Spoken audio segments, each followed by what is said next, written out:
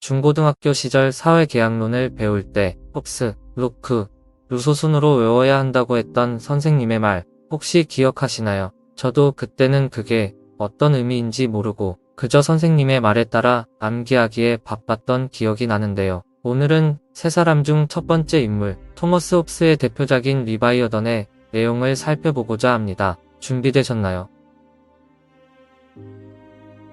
본격적으로 책을 읽기 전 이 책의 표지부터 자세히 볼 필요가 있습니다. 리바이어던의 표지에 담긴 그림은 책에 담긴 철학을 가장 잘 표현한 작품으로 손꼽히기 때문이죠. 우선 그림의 상단부에는 한 명의 거인이 있습니다. 그는 왕관을 쓰고 양손에 칼과 지팡이를 쥐고 있죠. 칼과 지팡이는 각각 왕과 교황의 권력을 상징하는 물건입니다. 도시와 교회는 거인에 비하면 왜소하기 짝이 없습니다. 이 인물이 바로 홉스가 말하는 현세의 신 리바이어던이기 때문이죠. 리바이어던의 몸은 수천 명의 작은 사람들로 이루어져 있습니다. 홉스는 마치 우리 몸이 작은 세포로 이루어진 것처럼 국가는 국민들로 이루어져 있다고 생각했습니다. 그림 속 사람들은 모두 리바이어던을 우러러보고 있습니다. 리바이어던이 존경과 두려움을 동시에 받는다는 사실을 표현한 것이죠. 아래에 그려진 그림도 의미심장합니다. 왼쪽에는 성과 왕관, 무기, 전쟁터가 그려져 있고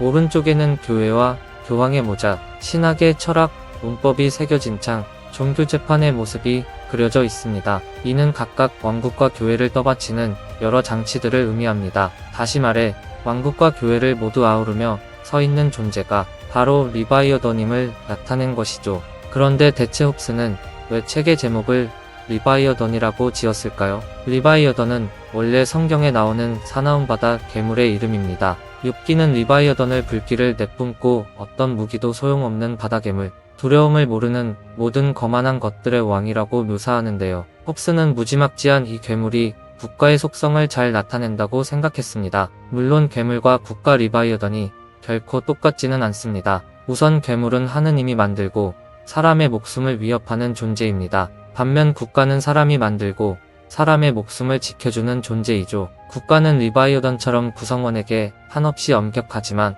바로 그 힘 덕분에 사회와 인간을 보호할 수 있습니다. 우리는 이를 통해 국가 리바이어던의 강한 힘은 구성원들이 자신을 보호하기 위해 스스로 만들었음을 유추할 수 있죠. 그럼 본격적으로 책의 내용을 살펴보죠. 리바이어던 또는 홉스 하면 자연스럽게 떠오르는 문장이 있습니다. 바로 만인에 대한 투쟁이죠. 홉스는 국가가 성립되기 전의 상황, 즉 자연 상태를 묘사하기 위해 이와 같은 표현을 사용했습니다. 아무런 제약 없이 사람들을 두면 각자의 이기심과 욕심으로 인해 극단적인 경쟁을 벌이게 된다고 보았기 때문입니다.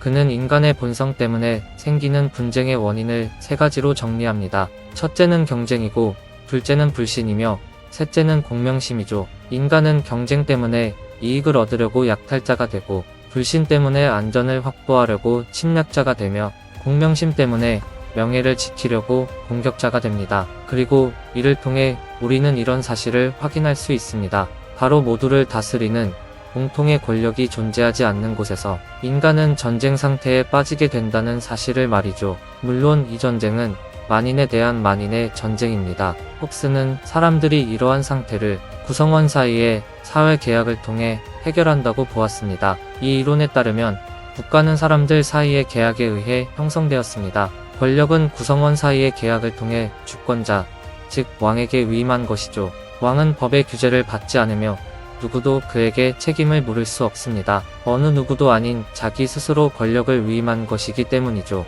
왕은 법을 만들어 무질서를 바로잡으며 사람들에게 옳고 그름의 기준을 정해줍니다. 내 것과 내 것의 기준을 정하며 폭력을 사용할 수 있는 군대의 지휘관이 되기도 하죠. 홉스는 이처럼 권력을 위임받은 왕은 절대 권력을 지니게 되며 그렇지 못할 경우 사회는 자연 상태로 돌아갈 수밖에 없다고 말합니다. 그렇다면 시민은 어떤 권리를 가지고 있을까요? 아주 적은 수준의 권리만 가지고 있습니다. 홉스는 시민이 국가 전체의 관점에서 생각하고 행동해야 한다고 말합니다. 때문에 시민에게는 권력자의 명령, 즉 법에 복종하는 의무가 부여되며 이 의무대로 사는 것만이 시민의 유일한 자유라고 할 수 있죠. 물론 권력이나 국가도 영원불멸하는 것은 아닙니다. 게다가 외부의 폭력은 물론 내부의 혼란 때문에 멸망할 수 있죠. 이는 대부분 국가가 왕의 권리를 제대로 확립하지 못해서 생겨난 일입니다. 시민들의 잘못을 바로잡을 법을 만들지 못하거나 왕이 권력을 일부 나누거나